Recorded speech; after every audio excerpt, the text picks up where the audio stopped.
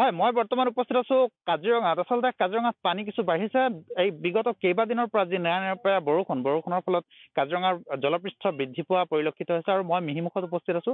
আৰু এটা কথা আমি ক'ব লাগিব যে আচলতে ক'ভিড যি পৰিস্থিতি, সেই পৰিস্থিতিৰ বাবে বিগত সময়ছোৱাত বন্ধ হৈ আছিলে কাজিৰঙা ৰাষ্ট্ৰীয় উদ্যান বা আন্তঃজিলা বন্ধ হৈ আছিলে। তাৰ কাৰণে বিভিন্নজন লোক ঘৰৰ মাজতে আবদ্ধ হৈ থাকিবলগীয়া হৈছিলে বা আমিও আছিলো সেই ধৰণে। কিন্তু সম্প্ৰতি যিহেতু বন্ধ খুলি দিয়া হৈছে, আন্তঃজিলা বন্ধ খুলি দিয়া হৈছে, তাৰ কাৰণে বিভিন্নজন লোক আহিছে। মই দেখুৱাই আছো কাজিৰঙাৰ এক দৃশ্য। কাজিৰঙাৰ এই দৃশ্য আমাৰ কেমেৰাত বন্দী হৈছে পানী বৃদ্ধি হোৱাৰ দৃশ্য। এয়া হ'লগে মিহিমুখ এলেকাৰ দৃশ্য আৰু মিহিমুখত কিছু বৃদ্ধি পাইছে পানী, জলপৃষ্ঠ বৃদ্ধি পোৱা পৰিলক্ষিত হৈছে। কাৰণ কাজিৰঙা ৰাষ্ট্ৰীয় উদ্যানৰ উত্তৰত যি ব্ৰহ্মপুত্ৰ নদীৰ পানী বৃদ্ধি পোৱাৰ লগে লগে ৰাষ্ট্ৰীয় উদ্যানৰ কাষৰীয়া এলেকাৰ যি আছে বা ৰাষ্ট্ৰীয় উদ্যানৰ সংযোগী ব্ৰহ্মপুত্ৰ সংযোগী যি এলেকা আছে, সেই সংযোগী এলেকা দি বা নলাই দি পানী ৰাষ্ট্ৰীয় উদ্যানত প্ৰৱেশ কৰিছে আৰু যাৰ বাবে নেকি কিছু পানী বৃদ্ধি পোৱা পৰিলক্ষিত হৈছে। মিহিমুখৰ এই দৃশ্য আমি দেখুৱাইছো আৰু মেটেকা উটি যিহেতু আহিছে, তাৰ পৰা এটা কথা ক'ব পাৰি যে কাজিৰঙাত পানী নিশ্চয়কৈ বৃদ্ধি পাইছে আৰু বানপানীৰ খুব প্ৰয়োজন আছিলে। বিগত সময়ছোৱাত বিগত যি বৰ্ষবোৰত যথেষ্ট পানী হৈছিলে, কিন্তু এই বছৰ আচলতে পানী নাই। পানী নথকাৰ কাৰণে এক হাহাকাৰ অৱস্থাৰ সৃষ্টি হৈছিলে।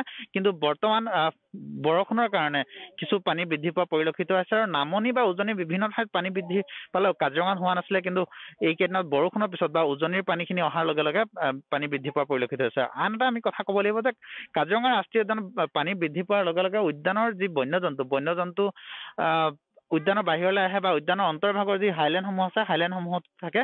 কিন্তু এই মুহূৰ্তত আমাৰ কেমেৰাত বন্দী হোৱা নাই, কিন্তু কিছু ভিজুৱেল আমি কালেক্ট কৰিছো, সংগ্ৰহ কৰিছো আৰু সেই ভিজুৱেলখিনি আমি দেখুৱাই আছো আমাৰ ছাইড স্ক্ৰীণত। আমি সমগ্ৰ দৃশ্য দেখুৱাম। কেইগৰাকীমান লোক আহিছে, বিভিন্ন প্ৰান্তৰ পৰা আহিছে। মই তেওঁলোকৰ সৈতে কথা পাতিম, পোনে তেওঁলোকৰ সৈতে কথা পাতিম। ক'ৰ পৰা আহিছে আপোনালোক? আমি গুৱাহাটীৰ পৰা আহিছো। গুৱাহাটীৰ পৰা আহিছে। কাজিৰঙা চাবলেতো এতিয়া কাজিৰঙা বন্ধ, কি কয় কি ফুৰিবলৈ আহিলে নেকি?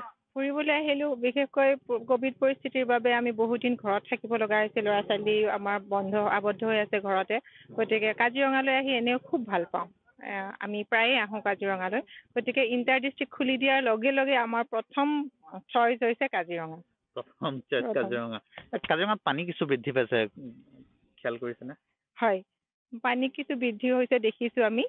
সেইটো কাৰণে ধৰক এইবাৰ বৰষুণ বিশেষ নাছিলে, গতিকে হয়তো পানীৰ প্ৰয়োজনো আছিলে। কিন্তু পানী বৃদ্ধি হোৱাৰ লগে লগে আমাৰ এটা মনত আশংকা থাকে যে বন্যজন্তুসমূহ সুৰক্ষিত হৈ থাকিবনে নাই। যদি বন্যজন্তুসমূহ সুৰক্ষিত হৈ থাকি পানী বৃদ্ধি হয়, তেতিয়াহ'লে নিশ্চয় কোনো অসুবিধা নহয়। কিন্তু যাতে বন্যজন্তুখিনিৰ কোনো অসুবিধা নহয়, সেইটো আমি কামনা কৰিম।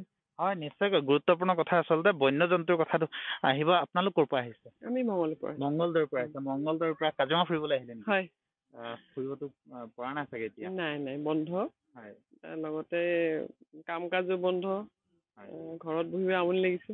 সেইকাৰণে ভাবিলো কাজিৰঙা মানে কি আৰু খোলাৰ লগে লগে কাজিৰঙাই মনলৈ আহিল, কাজিৰঙা আহিলো আৰু। ঠিকে। কি নাম তোমাৰ? নেহা জিন্নাত নাছিৰ। ক'ৰ পৰা আহিছা?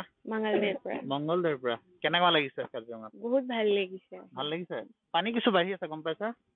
গম পাই আছো, দেখা পাই আছো। হয়, কি ক'বা? পানী বাঢ়িলে আচলতে বন্যজন্তুৰ অসুবিধা হয়। হয়। একো নাজানা। আগতে আহিছা নে কাজিৰঙালৈ? নাই। এইবাৰ প্ৰথম? মানে থাকা নাই আৰু এনে গুচি যোৱাও যায়। গুচি যোৱাকে আহিছা? গুচি যোৱাকে কাজিৰঙালৈ আহিছে, কিন্তু কাজিৰঙাত থকা নাই। মংগলদৈৰ পৰা আহিছে, গুৱাহাটীৰ পৰা আহিছে। আমি দেখুৱাইছো পানীৰ দৃশ্য দেখুৱাইছো এই মুহূৰ্তত। আৰু পানীৰ দৃশ্য দেখুৱাই আচলতে কাজিৰঙা ৰাষ্ট্ৰীয় উদ্যানত যিহেতু পানী, তেওঁলোকে ফুৰিবলৈ আহিছে যদিও ৰাষ্ট্ৰীয় উদ্যান অন্তৰ্ভাগলৈ প্ৰৱেশ কৰিব পৰা নাই। আৰু আমি ৰাষ্ট্ৰীয় উদ্যানৰ পানীৰ দৃশ্য দেখুৱাই আছো। একাংশ লোক আছে ইয়াতে, স্থানীয় লোক আহিছে, স্থানীয় লোকো এই স্থানত উপস্থিত হয়হি। আটাইতকৈ ডাঙৰ কথাটো হ'লগে যে কাজিৰঙা ৰাষ্ট্ৰীয় উদ্যানৰ এই মুহূৰ্তত আচলতে উদ্যানৰ কাষৰীয়া যি মিহিমুখ এলেকা আছে, এই মিহিমুখ এলেকাত বহুতে অকণমান উশাহ ল'বৰ কাৰণে, অকণমান বতাহ খাবৰ কাৰণে, মুকলি বতাহ খাবৰ কাৰণে আহে। আৰু এই মুহূৰ্তত গুৱাহাটী আৰু মংগলদৈৰ পৰা দুটাকৈ টিম আহিছে, দুটাকৈ পৰ্যটকৰ দল আহিছে আৰু তেওঁলোকে কাজিৰঙা দৰ্শন কৰিবলৈ আহিছিলে বুলি কৈছে বা কাজিৰঙালৈ ওলাই আহিছে বুলি কৈছে।